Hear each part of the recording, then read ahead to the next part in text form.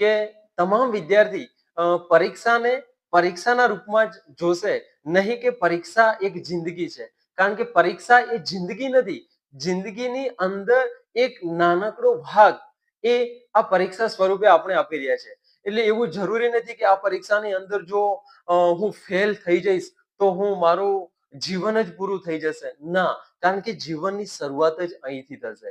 એટલે બની શકે આપણે બેસ્ટ પ્રયત્ન કરી બેસ્ટ રિઝલ્ટ મેળવીએ, પણ કદાચ રિઝલ્ટ ધાર્યા પ્રમાણે ન આવે તો પણ એવા કંઈ કેટલાય ઉદાહરણ છે કે જે લોકો ધોરણ 10 કે ધોરણ 12 ની અંદર ફેલ હોવા છતાં જે ધોરણ 10 અને 12 ની અંદર 2 અથવા 3 ટ્રાય કરી અને એ લોકો આઈએએસ આઈપીએસ સુધી પહોંચ્યા છે. તો આપણે એ બાબતને પણ યાદ રાખીશું. બધા જ વિદ્યાર્થીઓને પરીક્ષાની ખૂબ ખૂબ શુભેચ્છાઓ. હું તમારો સાથી રાઠોડ ઈશ્વર સર.